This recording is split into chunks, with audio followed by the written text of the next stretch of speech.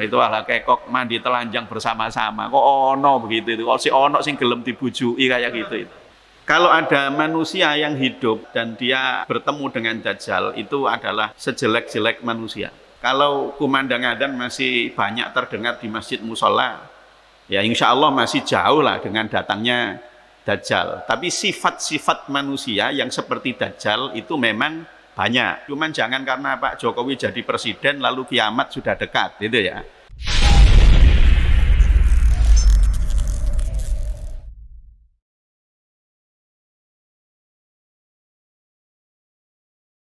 Assalamualaikum warahmatullahi wabarakatuh.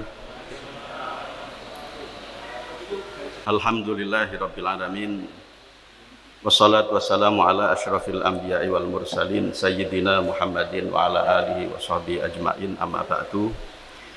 Ila hadratin Nabil Mustafa Rasulillah sallallahu alaihi wasallam wa ila muallif hadzal kitab Al-Fatihah. A'udzubillahi minasyaitonir rajim. Bismillahirrahmanirrahim. Alhamdulillahirabbil alamin arrahmanir rahim maliki yaumiddin. Iyyaka na'budu wa iyyaka nasta'in ihdinas siratal mustaqim siratal ladzina an'amta 'alaihim ghairil maghdubi 'alaihim waladdallin. Amin. Bapak Ibu para jamaah Masjid Al-Muhajirin rahimakumullah. Pertama-tama mari kita panjatkan puji syukur kehadirat Allah Subhanahu wa taala. Alhamdulillahirabbil alamin, kita masih diberikan nikmat iman Islam, juga nikmat kesehatan dan kesempatan. Alhamdulillah malam hari ini kita masih dapat melaksanakan sholat maghrib berjamaah yang dilanjutkan dengan majelis taklim. Mudah-mudahan semua amal baik yang kita kerjakan diterima dan diridhai Allah Subhanahu wa taala. Amin, Allahumma amin. Salawat salam semoga selalu disampaikan kepada Rasulullah Muhammad sallallahu alaihi wasallam, beliau yang telah memberikan bimbingan, petunjuk dan keteladanan yang baik kepada kita, beliau yang kita harapkan syafaatnya kelak di hari akhir. Para jamaah rahimakumullah, melanjutkan kajian kitab hadis Riyadhus Shalihin, masih penjelasan hadis nomor 7 riwayat sahabat Abu Hurairah radhiyallahu an, bahwa sesungguhnya Rasulullah sallallahu alaihi wasallam bersabda, bersegeralah kalian untuk melakukan amal kebaikan. Tidak ada yang kalian tunggu kecuali 7 hal dalam hidup ini, yang semuanya ini tidak ada kepastian. Tidak ada kepastian itu artinya kita tidak pasti seperti itu. Yang pertama adalah kefakiran yang melalaikan. Jadi jangan menunggu kaya untuk beribadah kepada Allah Subhanahu wa taala. Kemudian auginan mudghian, kekayaan yang menyimpang, yang membuat kita menjadi sombong. Yang ketiga adalah sakit yang merusak. Yang keempat adalah usia lanjut atau pikun yang membinasakan. Dan yang kelima adalah kematian yang tiba-tiba. Kemudian kita lanjutkan ini yang keenam. Bersegeralah melakukan amal kebaikan sebelum datang 7 perkara ini, dan tidak ada yang kita tunggu kecuali ya 7 perkara ini. Yang keenam, awid dajjala, yang kita menunggu dajjal, ya. Jadi tidak ada yang selamat dari dajjal ini. Awid dajjala, atau dari dajjal. Fasyarru ghaibin yungtadhar. Maka dajjal itu adalah seburuk-buruk yang ditunggu, seburuk-buruk hal yang gaib yang ditunggu. Para jamaah rahimakumullah, dajjal ini tidak disebutkan di dalam Al-Quran, tetapi disebutkan di dalam hadis Nabi SAW. Dan hampir setiap kitab hadis, kitab sumber ya, Sahih Bukhari, Sahih Muslim, termasuk Sunan Al-Arba'ah, Sunan At-Tirmidzi dan seterusnya itu semuanya ada yang menyebut tentang Dajjal itu. Artinya ini pasti ada dan pasti akan terjadi. Dan kalau ada manusia yang hidup sampai hari kiamat dan dia bertemu dengan Dajjal, itu adalah sejelek-jelek manusia. Artinya saat itu tidak ada lagi orang baik, banyak masjid megah, mewah, tetapi tidak terdengar kumandang adzan.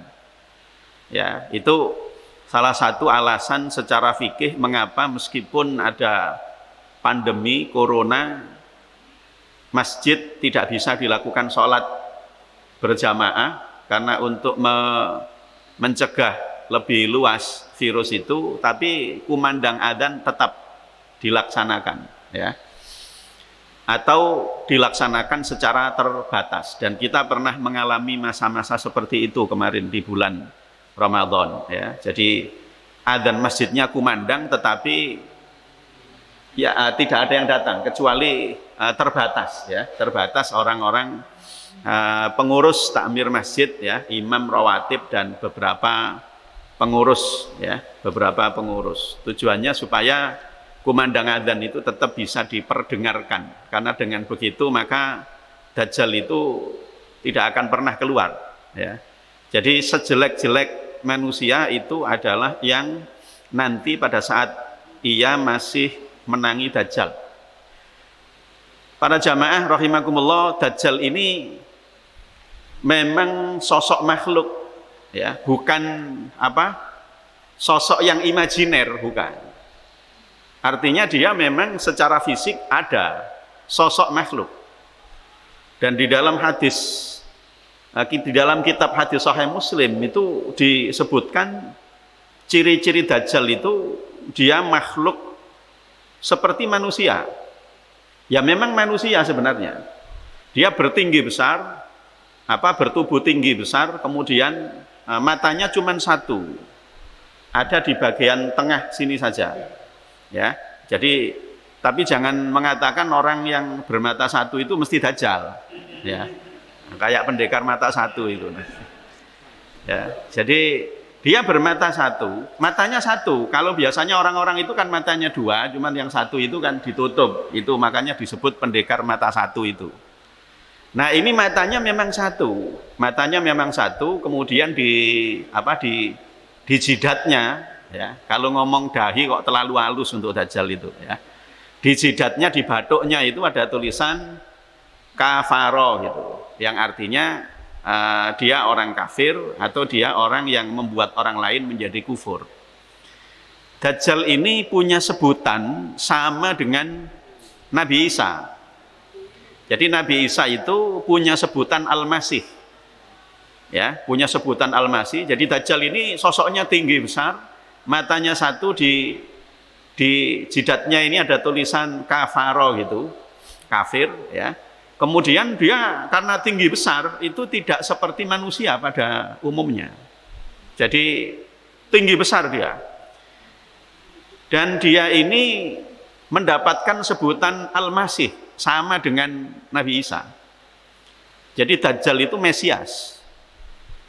Nabi Isa itu juga Mesias. Sama-sama Mesiasnya. Cuman yang satu ini Mesias Nabi dan Rasul, yang satu ini Mesias yang nanti akan menghancurkan, yang membuat kafir banyak orang. Itu Dajjal itu. Nah, disebut Mesias atau Al-Masih itu karena Dajjal itu nanti akan menjelajah ke seluruh dunia, ke seluruh negeri. Tidak ada satupun negeri yang tidak dijelajah oleh Dajjal, kecuali Mekah Madinah yang tidak bisa dijelajahi oleh Dajjal, karena Mekah Madinah itu akan dijaga oleh barisan malaikat. Jadi Allah tidak mengizinkan Dajjal untuk memasuki Makkah dan Madinah. Kedung Turi termasuk yang dijelajah oleh Dajjal, ya. Tidak ada negeri yang lolos dari Dajjal itu. Karena memang dia diberikan diberikan istilahnya istidraj ya. Istidraj itu diberikan kebebasan, keleluasan, dilulu dalam bahasa Jawa itu supaya dia bisa menggoda, mengganggu, membuat manusia itu menjadi kafir. Menjadi kafir. Jadi semua negeri itu dimasuki. Dan Dajjal ini bisa menghidupkan orang yang mati. Dia bisa menghidupkan orang yang mati. Dia bisa menciptakan surga dan neraka. Surga dan neraka buatan. Ini sudah dekat sekali dengan hari kiamat kalau sudah seperti itu. Kalau sekarang wallahu a'lam, kita tidak tahu. Cuman jangan karena Pak Jokowi jadi presiden lalu kiamat sudah dekat, gitu ya. Itu kan politis sekali itu ya. Jadi politisasi agama. Wis ngomong politik wis gak perlu dikait-kaitkan dengan yang seperti itu ya. Di Indonesia ini alhamdulillah kalau kumandang adzan masih banyak terdengar di masjid musola, ya insya Allah masih jauh lah dengan datangnya Dajjal. Tapi sifat-sifat manusia yang seperti Dajjal itu memang banyak ya, memang banyak. Tetapi sosok Dajjal secara fisik masih belum ya, masih belum. Nah, itu orang-orang yang dihidupkan kembali oleh Dajjal itu, dia nanti akan diuji keimanannya oleh Dajjal itu. Kalau dia ini beriman dengan Dajjal, maka berarti dia telah kafir kepada Allah Subhanahu wa ta'ala. Dan orang yang beriman dengan Dajjal itu akan dimasukkan ke dalam surga, tapi surganya Dajjal. Karena dia diberikan keleluasaan itu oleh Allah. Nah, orang yang kufur dengan Dajjal, artinya dia tidak mempercayai Dajjal itu sebagai Tuhan, maka orang ini kemudian akan disiksa oleh Dajjal. Ya disiksa itu ada yang sampai digeraji barang gitu oleh Dajjal itu. Artinya bagaimana dia menderita secara fisik, kemudian dia terpengaruh oleh Dajjal lalu beriman dengan apa yang dikatakan Dajjal. Nah, orang yang beriman yang sesungguhnya, mukmin yang sebenarnya, yang sejati, dia tidak akan bisa diganggu, digoda oleh Dajjal. Kalau begitu nanti dia akan dimasukkan ke dalam nerakanya Dajjal, dan itu berarti dia masuk ke dalam surganya Allah Subhanahu wa ta'ala. Jadi Dajjal itu disebut Mesias, Al-Masih, karena Dajjal itu akan menjelajah seluruh negeri, kecuali hanya Makkah Madinah yang tidak bisa dimasuki.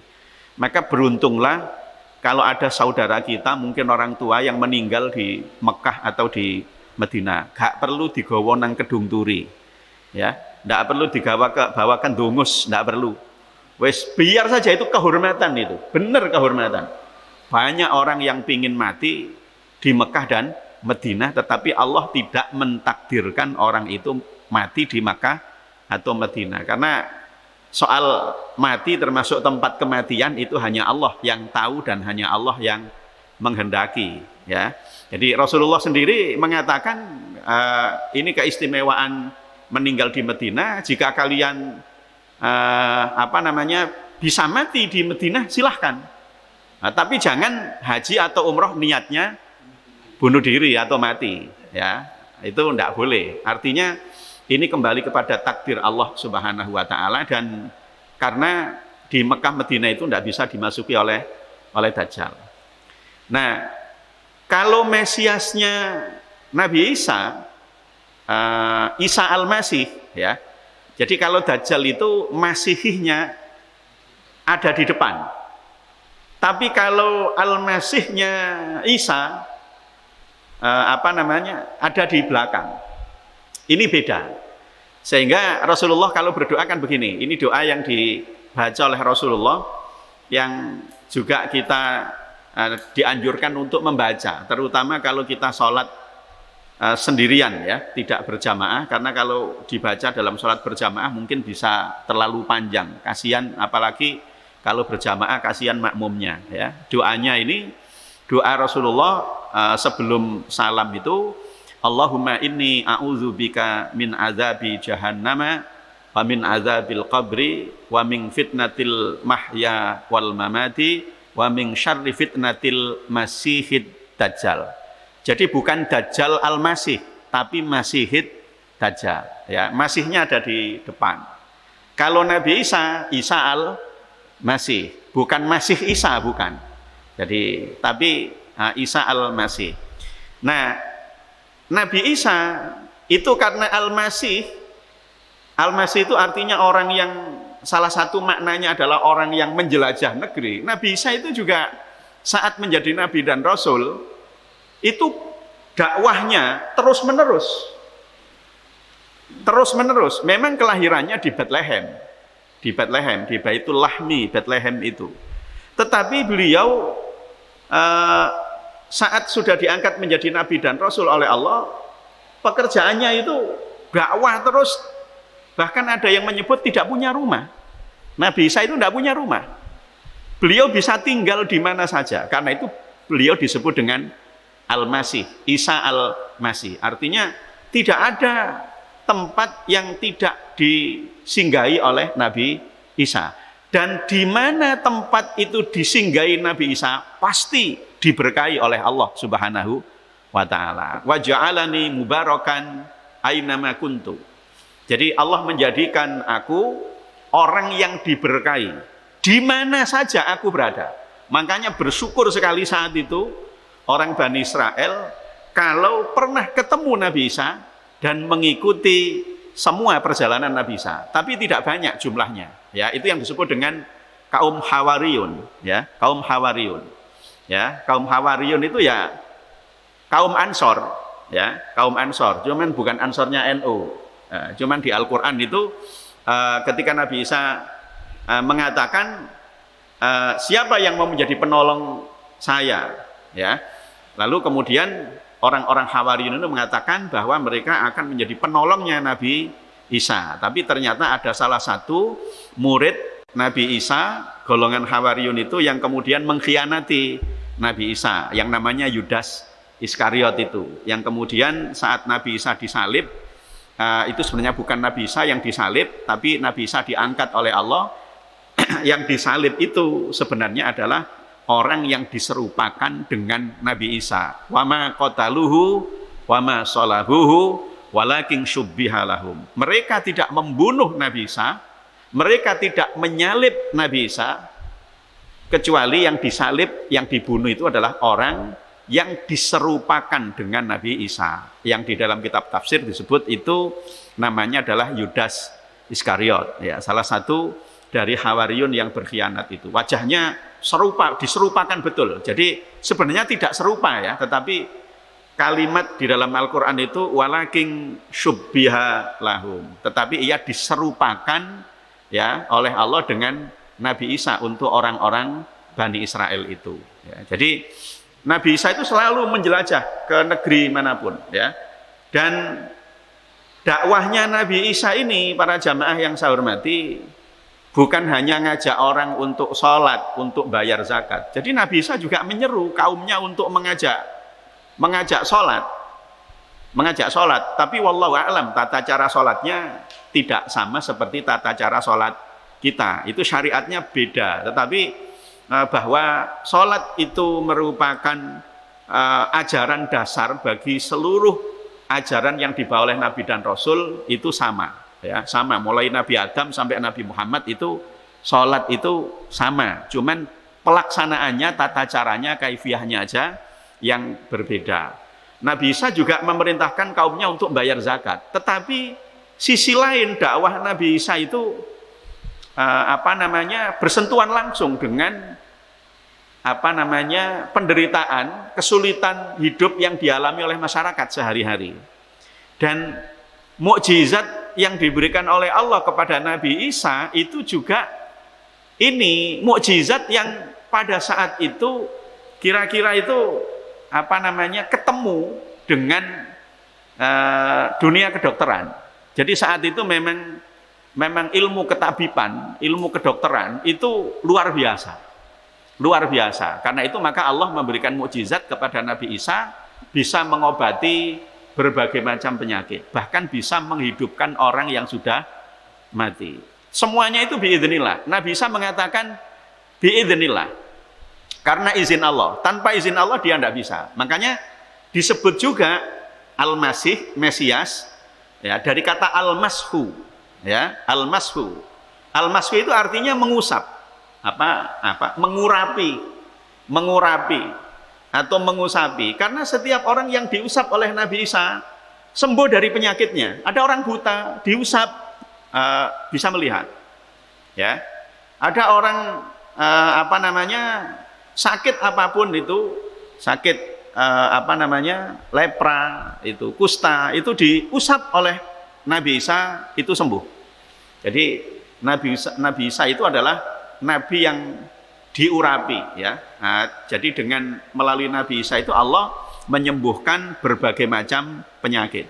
Orang yang dihidupkan oleh Nabi Isa dari kuburan itu, dari dalam kubur, itu baik yang baru mati atau yang sudah lama mati. Jadi orang yang sudah mati berapa tahun itu, karena orang-orang ingin tahu kehebatan Nabi Isa, dan ini mukjizat.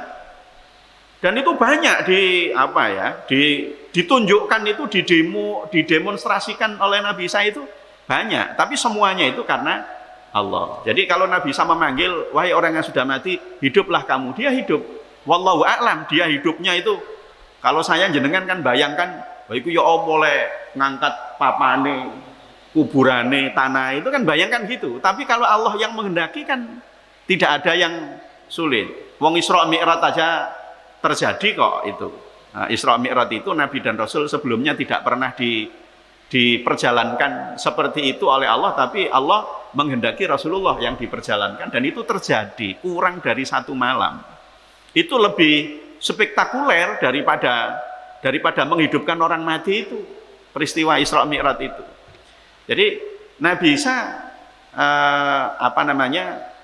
karena memang di mana saja berada itu selalu diberkahi oleh Allah. Wa ja'alani mubarakan aina ma kuntu. Di mana saja aku berada. Enak kalau orang ketemu Nabi Isa itu pokoknya enak dok. Asalkan dia beriman, ya. Asalkan dia beriman, ya. Maka beruntung sebenarnya kalau seseorang itu hidup pada masa Nabi dan Rasul itu masih hidup. Ya, karena Nabi dan Rasul itu selalu diberkahi oleh Allah, lebih-lebih Nabi Isa memang oleh Allah diberikan banyak mukjizat, bisa menyembuhkan orang sakit, bahkan menghidupkan orang yang sudah mati. Kemudian ini Nabi Isa itu secara fisik, kenapa beliau kok banyak menjelajah negeri, ya?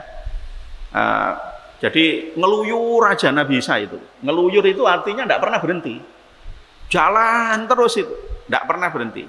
Itu Nabi Isa itu secara fisik, kakinya ini, mohon maaf para jamaah, tidak seperti kaki kita secara fisik.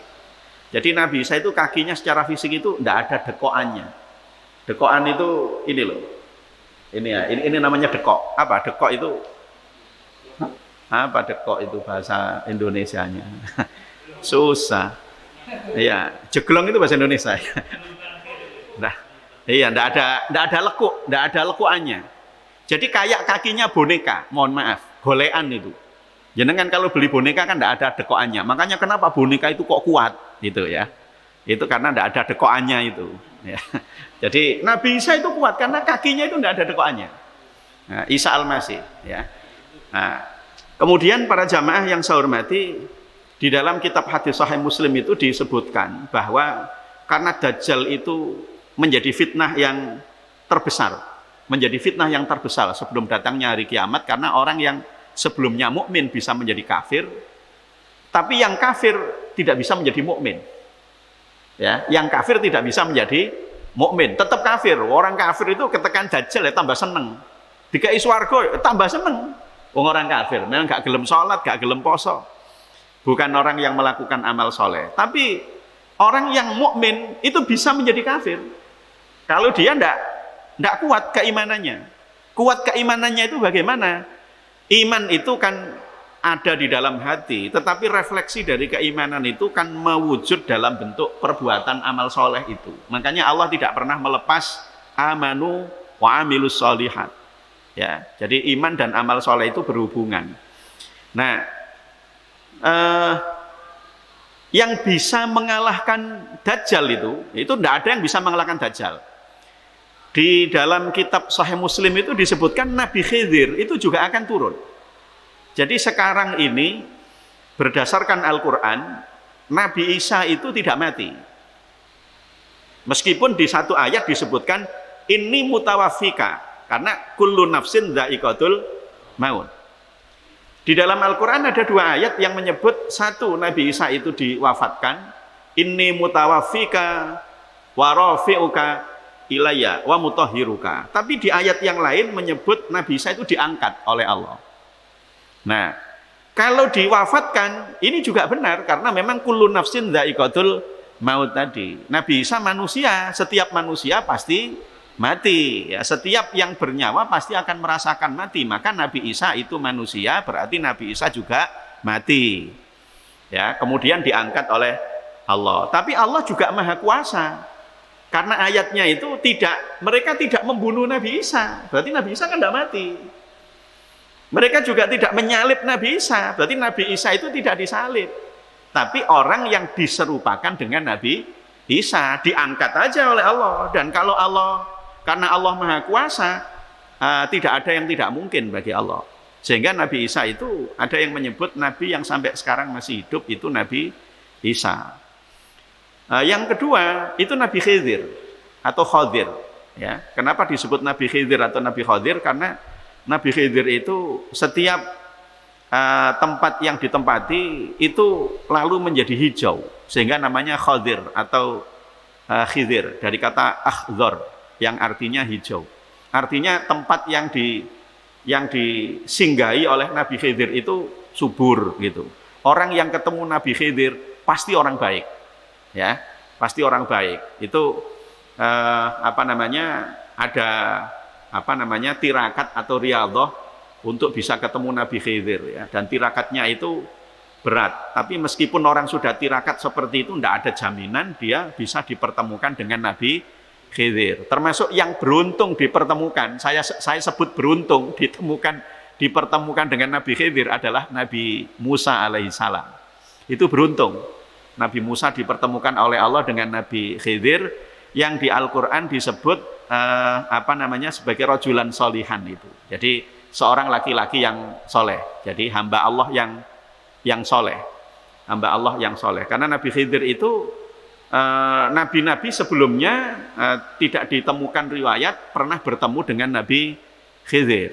Tapi Nabi Musa untuk ketemu Nabi Khidir itu kan harus melewati perjalanan sangat jauh, kemudian perjalanan itu sampai bermuara di 2 lautan itu. Ya, di situ Nabi Musa baru ketemu Nabi Khidir dan ilmu, makanya Nabi Khidir itu bukan Nabi dan Rasul, hanya Nabi aja. Sebab kalau hikmahnya kalau Nabi Khidir itu Rasul juga, kita mungkin tidak bisa mengikuti Nabi Khidir. Ini yang dalam bahasan tentang perwalian, dalam sufism, dalam ilmu tasawuf itu yang disebut dengan wali-wali majdhub itu. Wali majdhub itu wali jadab itu, dan itu tidak bisa ditiru. Tidak bisa ditiru. Kayak almarhum yang terkenal di Sidoarjo itu Mbah Ali Mas'ud itu, Mbah Ud, itu tidak bisa ditiru. Ojo niru Mbah Ud. Orang sakunya terus diambil duitnya, jangan ditiru. Nanti di masjid, wah ini saya dijukui kabeh.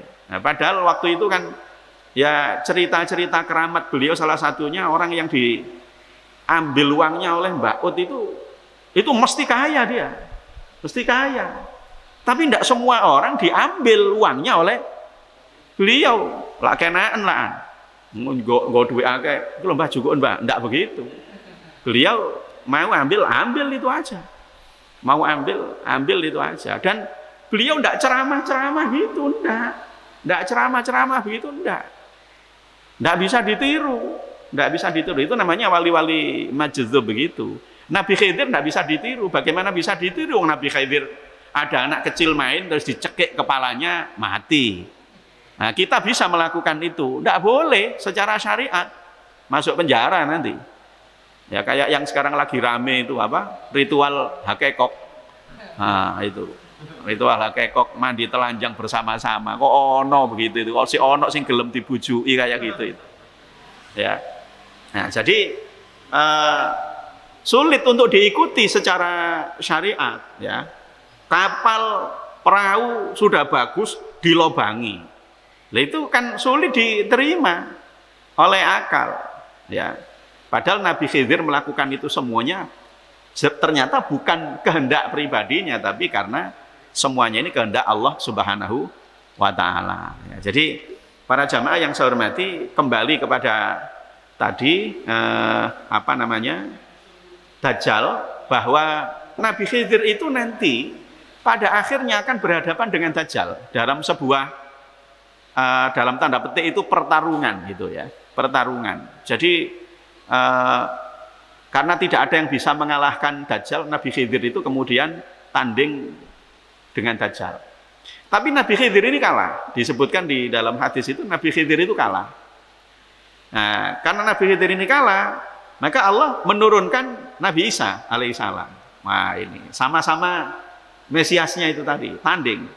Nah, yang menarik di dalam kitab hadis itu disebutkan Nabi Isa itu sebelum perang tanding dengan Dajjal, Nabi Isa itu ziarah, sowan kepada Rasulullah Sallallahu Alaihi Wasallam, dan Nabi Isa mengatakan sebagai umatnya Rasulullah. Maka di kuburan di area Makbarah Rasulullah yang sekarang itu isinya 3, Rasulullah, Abu Bakar dan Umar, itu disebutkan ada satu tempat yang masih cukup untuk 1 orang, yang masih kosong, dan konon itu nanti untuk Nabi Isa alaihissalam. Karena setelah mengalahkan Dajjal, Nabi Isa juga mati kemudian kiamat. Nah, mati kemudian kiamat. Ya. Cerita-cerita seperti ini kan, informasi seperti ini kan gaib. Jadi kita tidak perlu mikir dan tidak perlu bayangin Dajjal itu kaya apa. Nah, itu cuman kita ngimani aja, karena memang di dalam hadis sahih disebutkan seperti itu.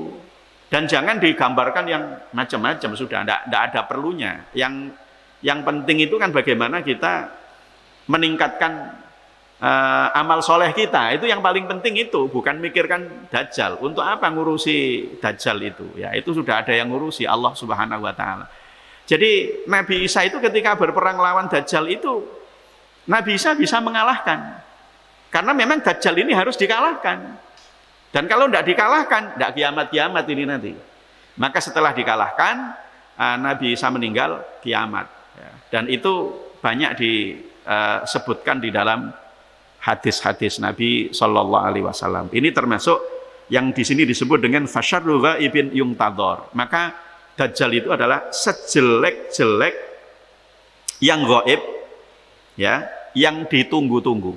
Ya, mudah-mudahan kita tidak menangi kehidupan seperti itu. Amin Allahumma amin. Ya, sebab itu berarti sejelek-jelek manusia. Ya.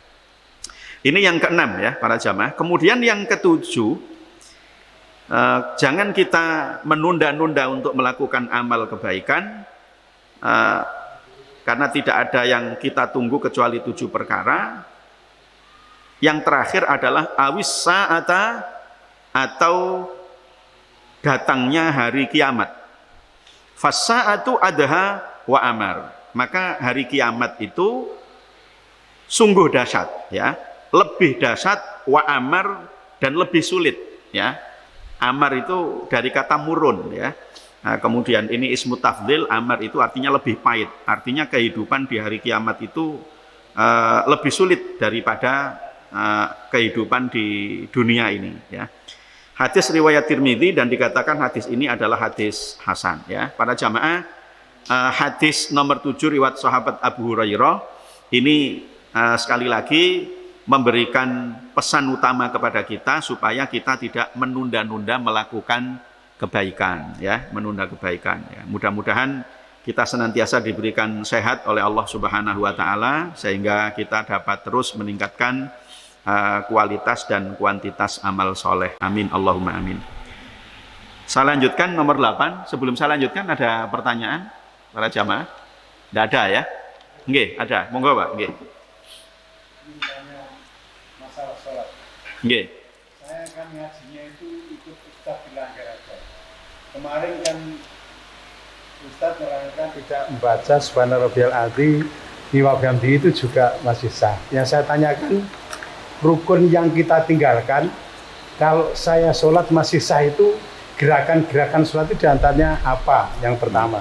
Yang kedua, tahiyat itu kalau saya dulu diajar di Langgar itu ya sampai fil alamina innaka hamidum majid, ditambah satu doa, Allahumma inni a'udzubika min adzabil kubur min adzabin nar, baru salam. Kemudian tahiyat itu katanya juga hanya boleh sampai sholawat bagaimana, ini saya yang belum paham nomor 2. Kemudian 3, ini kejadian, Ustaz. Saya sholat rawatib. Sebelum sholat fardu itu kan 2 rakaat. Sholat sunnah. Sholat 2 rakaat. Dapat rakaat kedua, saya ditutul pundak saya. Ada jamaah yang ikut sholat. Dikira saya sholat wajib mungkin. Saya kaget. Astagfirullah. Saya ini kan sholat rawatib, ada yang ikuti. Saya bingung kan. Sholat tidak tenang. Setelah salam, ini saya bilang apa? Ini mau bilang saya ini sholat itu. Setelah saya salam, dia kok langsung pelencing gitu loh. Saya belum ngomong. Lah ini tindakan saya kalau ada janji itu bagaimana? Terima kasih. Terima kasih. Ada 3 ya Pak ya tadi yang ditanyakan. Yang pertama begini tentang rukun sholat. Rukun sholat itu kalau ditinggal sholatnya tidak sah. Tapi kalau sunnah sholat itu ditinggalkan sholatnya tetap sah. Dan sunnah-sunnah di dalam sholat itu ada 2, ada sunnah hayat, ada sunnah ab'ad. Ya, jadi sunnah hayat itu seperti kita sendakep, itu termasuk sunnah hayat. Jadi umpamanya orang sholat tidak sendakep bagaimana? Tidak apa-apa. Tapi itu bukan fikih madzhab Syafi'i. Ya, jadi di Masjidil Haram, Masjid Nabawi, karena memang di sana itu bercampur umat Islam sedunia, ya macam-macam, ada yang sendakep, ada yang tidak sendakep, ya itu termasuk sunnah hayat. Kemudian sunnah ab'ad itu seperti yang tadi diantaranya Bapak singgung. Itu bagaimana ketika tasyahud, tahiyat tadi ya. Saya kan biasa dari kecil dilanggar itu sampai fil alamina innaka hamidum majid, kemudian ada satu doa gitu ya, seperti tadi itu. Jadi sampai fil alamina innaka hamidum majid, kemudian doa itu tadi, termasuk minta perlindungan kepada Allah dari fitnah Masihid Dajjal, itu salam yang terakhir. Dan tasyahud akhir itu rukun sholat. Kalau orang tidak tasyahud akhir, maka sholatnya tidak sah. Termasuk beberapa bacaan di dalam tahiyat akhir, tasyahud akhir. Tetapi tidak semua bacaan di dalam tasyahud akhir itu merupakan rukun sholat. Seperti Allahumma inni a'udzubika min adzabi jahannam, itu sunnah saja. Itu termasuk sunnah. Termasuk fil alamina innaka hamidum majid, itu sunnah. Karena berakhirnya itu sholawat, tapi sholawatnya sholawat lengkap. Itu yang disebut dengan sholawat Ibrahimi. Karena para sahabat itu ada yang pernah bertanya kepada Rasulullah, wahai Rasulullah, kalau sholawat itu kami sudah paham, tapi bagaimana kami bersholawat kepadamu di dalam sholat? Itu Rasulullah lalu menjawab sholawat Ibrahimi itu yang ada kama shallaita ala Ibrahim wa ala, mau pakai sayyidina boleh, enggak pakai sayyidina juga boleh ya. Nah, itu sunnah ab'ad. Nah, tahiyat awal, kalau tahiyat akhir tadi itu rukun, sebagian bacaannya juga rukun, maka tahiyat awal itu termasuk min ab'adis shalah, termasuk sunnah ab'ad. Sehingga karena itu sunnah ab'ad, maka ketika orang lupa dianjurkan sebelum salam untuk melakukan sujud sahwi. Bahkan di dalam sebagian riwayat hadis menyebutkan juga meskipun setelah salam boleh melakukan sujud sahwi, ya, karena lupa. Tapi kalau seandainya tidak melakukan sujud sahwi karena memang betul-betul lupa, ya tidak apa-apa, karena itu bukan termasuk rukun. Jadi memang yang diajarkan, Pak, nyuwun sewu, oleh para kiai, para guru kita saat kita kecil, itu ajaran sholat, tuntunan sholat yang komplit. Komplit itu artinya bukan hanya rukunnya yang diajarkan, tapi juga sunnahnya. Sama seperti wudhu, kita ini kan ketika belajar fikih madzhab 4 khususnya madzhabul arba'ah tidak ada keharusan untuk mengusap kedua telinga ini. Tapi karena dari kecil kita sudah diajarkan kalau habis mengusap sebagian kepala ini mengusap kedua telinga, kita seperti meyakini dalam tanda petik bahwa mengusap kedua telinga itu hukumnya wajib karena termasuk rukun, padahal itu bukan rukun. Itu sunnah saja. Berdoa sesudah wudhu karena diajarkan dari kecil, bahkan kita hafal sampai sekarang asyhadu alla ilaha illallah dan seterusnya, itu juga bukan kewajiban, itu sunnahnya wudhu juga. Jadi yang diajarkan oleh para guru kita itu luar biasa itu. Makanya wis gak perlu ndoleki dalile hadisnya apa, kesuwen. Itu kan model-model Wahabi yang kayak begitu itu. Model Wahabi maunya ndolek dalil titik-titik dalil. Tapi dalil ini kan harus dipahami. Harus dihubungkan dengan dalil yang lain juga, dan itu yang sudah diajarkan oleh para guru kita, dan secara sederhana kemudian dibuat buku dalam bentuk seperti tuntunan sholat lengkap, pasolatan, kan begitu. Itu kan seperti itu. Jadi kalau kita baca pasolatan ya jarang nemukan hadisnya, karena itu memang sudah jadi produk fikih, tapi fikihnya itu kan diambil dari Al-Quran dan hadis. Jadi seolah-olah orang itu kalau fikih itu tidak berdasarkan Al-Quran hadis, itu kelirunya itu di situ. Padahal fikih itu produk, sumbernya dari Al-Quran dan hadis ya.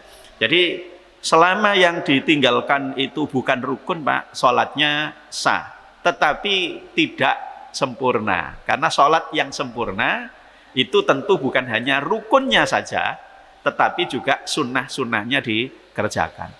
Yang kedua tadi tentang apa, Pak?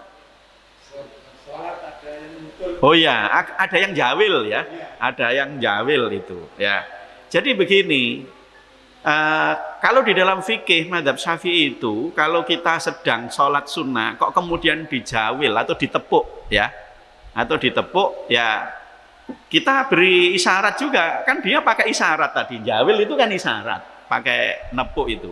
Nah kita pakai isyarat juga, tangan kita begini, Pak, tangan kita itu ke belakang ini, telapak tangannya ke bawah gini. Ini menunjukkan bahwa ojo melu aku gitu loh ya. Jangan ikut saya. Saya ini sedang mengerjakan sholat sunnah. Tapi belum tentu orang itu paham. Iki lah apa wong dijawil kok tangannya tambah ngene.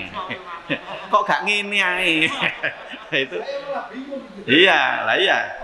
Nah, jenengan begini, kalau orang itu pakai jawil, mestinya dia paham kalau yang dijawil itu begini, itu berarti dia tidak sholat wajib, artinya dia tidak berkenan untuk dijadikan sebagai imam. Jangan yang kayak guyonan yang viral Komeng itu, yang Komeng pelawak itu, sama Daus Mini itu sholat dijawil, kemudian oleh, ada apa sih kok jawil-jawil, nah, itu batal kalau begitu. Atau dia ini karena dijawil ya, dia ini makmum posisinya dijawil, maksudnya kan suruh mundur supaya bisa dapat 1 dhiro ya. Ternyata dia mundur, ternyata yang jawil ini nempati tempatnya dia tidak terima. Loh, ini jawil karepe aku ngomong mundur, akhirnya tukaran, sholatnya ndak jadi semua. Ya, jadi seandainya saya tidak begitu, kemudian sudah selesai sholat, orangnya juga menyelesaikan sholatnya, bagaimana? Saya tidak sempat ngomongi, tidak diomongi, tidak apa-apa, Pak. Tidak diomongi, tidak apa-apa, karena orang itu berkeyakinan bahwa orang yang saya jawil ini, dia orang yang melakukan sholat fardu. Nyatane bapaknya ya menengahi, nah kan itu, ya berarti kan ikut aja, tidak apa-apa. Ya atau tidak pakai jawil pun tidak apa-apa, Pak. Jadi tidak pakai jawil, tahu-tahu terus ada di sampingnya mundur sedikit itu ya, selisih 1 telapak kaki gitu aja, tidak apa-apa. Itu kemudian ikut makmuman, tidak apa-apa. Jadi tidak harus jawil itu, karena betapa inginnya orang itu bisa sholat berjamaah, mendapatkan fadilah. Kemudian yang ketiga tadi apa, Pak? Batasan yang tahiyat akhir tadi. Oh iya, tahiyat akhir. Jadi itu tadi. Kenapa kok tahiyat awal tadi itu sampai sholawat aja, tahiyat akhir kok begitu lengkap? Karena tahiyat awal itu termasuk min abadi sholat. termasuk sunnah abad. Dan kalau itu diperpanjang sampai doa yang terakhir itu kasihan makmumnya. Kasihan makmumnya karena menjadi lebih lama pelaksanaan sholat itu. Ya, di samping itu juga karena tahiyat awal itu min abadis sholat, maka bacaan di dalam tahiyat awal itu juga min abadis sholat. Jadi kalau ada orang sudah tahiyat awal tapi dia tidak mau copopo, itu berarti dia meninggalkan sunnah abad, sehingga disunahkan untuk melakukan sujud sahwi. Jadi tahiyat awal mek meneng tok, tidak mau copopo, kecuali kalau dia tidak bisa, tidak apa-apa. Tapi kalau dia mampu, sengaja tidak baca karena lupa, maka dia tetap disunahkan untuk sujud sahwi. Jadi yang tahiyat akhir, Pak, itu memang lengkap dan ada banyak doa sebenarnya yang diajarkan oleh Rasulullah, tetapi salah satu diantaranya adalah minta perlindungan kepada Allah dari neraka siksa neraka jahanam, siksa kubur, siksa adab fitnah kematian dan kehidupan, termasuk fitnah Masihid Dajjal. Begitu nggih Pak nggih? Nggih. Jadi yang diajarkan oleh guru-guru kita, oleh para kiai kita itu tidak ada yang salah. Betul semua, cuman karena saking komplitnya itu kita memang tidak bertanya apakah ini wajib atau sunnah, karena memang yang paling penting itu diajarkan bagaimana praktek sholatnya, bukan bagaimana hukumnya. Engko nek belajar hukum tok ndak ono prakteke, nek wis ngerti iki gak sunnah apa gak wajib, wis gak usah diwoco. Akhirnya sholat itu tambah penculit tok gitu ya, karena diambil matengannya tok. Matengan itu ya rukun itu. Wes akhirnya rukuk ndak mau copo, lu kan sah, masih gak mau, sing penting tumak nina. Meskipun ndak subhana rabbiyal azim wa bihamdi ndak apa-apa, karena itu hanya sunnah saja. Tapi Rasulullah mengajarkan kepada kita bahwa sholat 5 waktu yang kita kerjakan ini mari dikerjakan secara sempurna, rukuknya, sujudnya, termasuk tumak nina dan khusyuknya itu tadi. Saya kira demikian ya para jamaah. Ini sudah isya nggih. Mudah-mudahan bermanfaat apa yang kita kaji, kurang lebihnya mohon maaf. Mari kita tutup dengan doa. A'udzubillahi minasyaitonirrajim. Bismillahirrahmanirrahim. Allahumma shalli wa sallim wa barik ala sayyidina Muhammad wa ala ali sayyidina Muhammad walhamdulillahirabbil alamin. Allahumma anfa'na bima 'allamtana wa 'allimna ma yanfa'una wa zidna ilman nafi'ah. Rabbana atina fid dunya hasanah fil akhirati hasanah wa qina adzabannar. Walhamdulillahirabbil alamin. Subhanakallahumma wa bihamdik asyhadu an la ilaha illa anta astaghfiruka wa atubu ilaik. Wallahu a'lam bishawab. Assalamualaikum warahmatullahi wabarakatuh.